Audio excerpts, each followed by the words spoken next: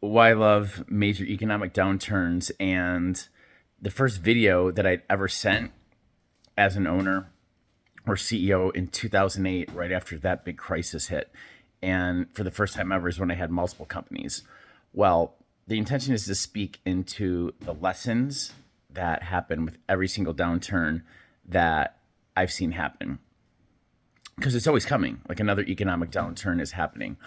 So God, I don't even know if like video was even like that much out. I forgot how I did a recording, and I was in Arizona and had a company in Scottsdale and had a new company that we had just bought out in like the prior 6 months up in Denver. So not only did we buy out another company, which took all of my cash reserves from the first company and we put it into that, then that company was retail. So we had a lot tied up in inventory and I bought out their payables. So there was a lot of trust in my just capacity to bring bills.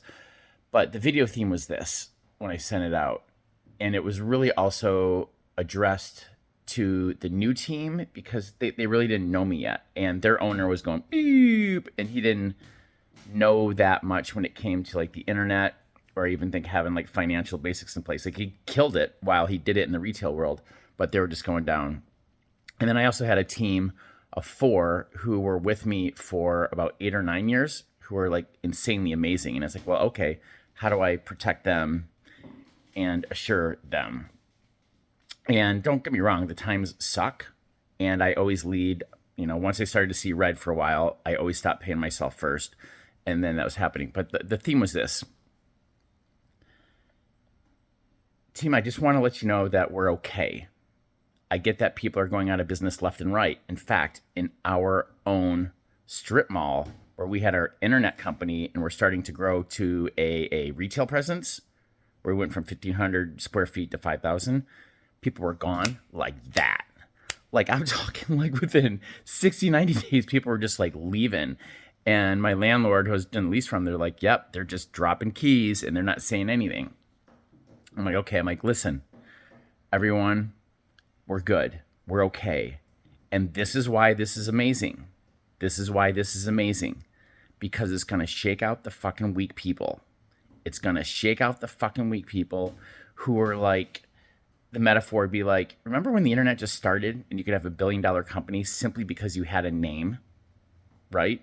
I own pets.com. It's worth $1 billion. I got no sales or profit and loss, but for somehow I'm worth $1 billion. Like all these fake value companies out there, like, when it first goes like, whoop, social media, like that's there, then it like drops out. Or it's like crypto, like it's here to stay. It was like, boom, and people catch the wave and things just like die out. I'm like, this is amazing. It's going to shake out the weak.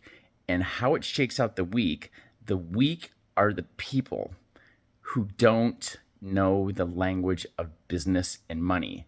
And it is like a poison and toxicity all across the business of America, as well as people, obviously, and how we run the country. And for also people who don't have systems and processes in place. Like that was the big advantage that I noticed when I bought out the other company. I'm just like, oh my gosh, they're so inefficient. Like this is crazy. But I knew that we were going to survive because it's this in its most simple form. When you think about your own balance sheet, or let's translate it this way. If you have no savings, zero money, zero cash sitting there, and whatever credit that you have, call it on your credit cards, your business lines, and you're up to here and you've leveraged more than 80% of your credit and you're borrowing that much money, you're fucked every single time. And there are also people who don't know basic accounting and financial intelligence, so they don't have their finger on the pulse to see what's happening. They can't even gauge what's going to happen in like the next 30 to 90 days.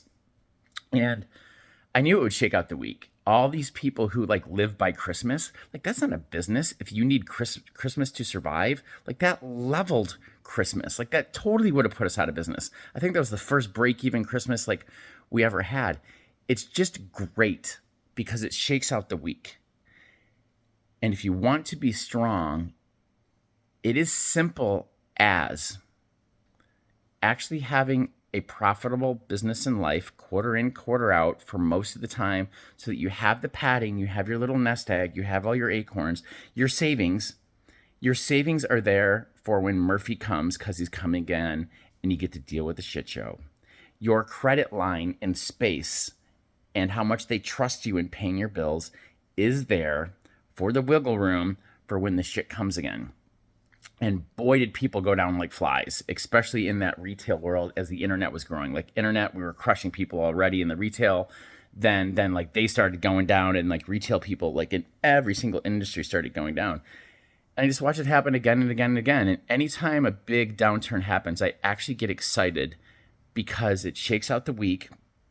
Then you can almost like buy those out. But it just, people who don't have anything set aside and don't have any room for the credit, and it's all your fault. It's like great. It's like no one else's fault, especially if you were born in America or another like first world country that's giving you reasonable opportunity. Because I've seen people make even like at the poverty level where they just spent less and they were always putting savings away and they're using the time value of money for like investments.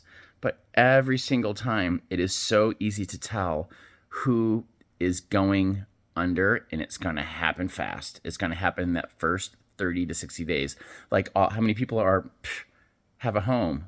Like I saw this last thing where most Americans who are making 100 to 120 and up were actually complaining how they don't have that much to live. But I'm looking at their home and they're pregnant with their second kid. I'm like, what are you doing having a kid if you don't even know if you could like feed the baby and you're still making 120K? But like, what are you doing over leveraging yourself on a home and a car and your credit lines? Like, you better have some savings and you better have some room so that when Murphy comes, because the shitstorm's coming again, and this isn't like a fear-based thing, it happens all the time, every time in life. And even if it's not economic globally or inside your thing, you know that things are right around the corner that's going to hit you. Medically, maybe you need something else. You're going to help out a family member. The job goes down. The business goes like, right? You get sued. It's just all those crazy things. So the point is, stack your fucking acorns, have credit room and credit reliance, which means you actually pay people who have gone out of their way to give you stuff in exchange for the agreement that they're going to pay you. But it's something I learned from my mentor when the 2008 crash happened, which was insane because I remember being at a lunch with him and he predicted it within 2 weeks from about a year out. He's like, this is when it's going to happen. I've been in talks with them at Washington. I was like, that's insane. How did you know that? And he's like, well, we just know. We know the timing. And the last bet that they're talking about at the table at Washington, he said, well, what if we can get the American people to change? What if we can get them to change before this crisis actually hits the bubble and the boiling point? And what I love, he said, he's like, everybody laughed. He's like, the entire tables were laughing at what if the American people can actually change and how they actually handled their money and how they thought about basic things and doing well for themselves. And they all just laughed. They're like, yep, not betting on that. Like, not betting on that, which is part of my themes was like, that's why I've been able to almost with 100% degree accuracy bet against certain businesses and people. I'm like, they're not going to survive. Like, they don't know basic language of business and money, and they don't have time management and systems and processes in place. I'm like, they're toast. They're totally toast every single time. Every single time. So it's always coming again for you. Stack your acorns. Learn to read your financials once a week. And people, there's classes out there where you can learn this shit in 2 weeks. You do not need a 4-year, 100K degree to learn any of this. It's bullshit. I've studied it since I was 14. I've seen other people teach it within a week. That blew my mind on how Sesame Street, they made it, and you know 90% of what you need to know in order to do it. People like, oh my God, who is it? Tony Robbins, Business Mastery. Keith Cunningham. Insane. He taught people in under 3 hours. I taught my last efficiency client the language of business and money, I think in under 5 hours. And the next thing you know, she had total control of her financials and inside and outside the business, and was now running all of like her taxes backwards. Total control. Anyhow, your money, your responsibility. So go learn those things if you don't have it already.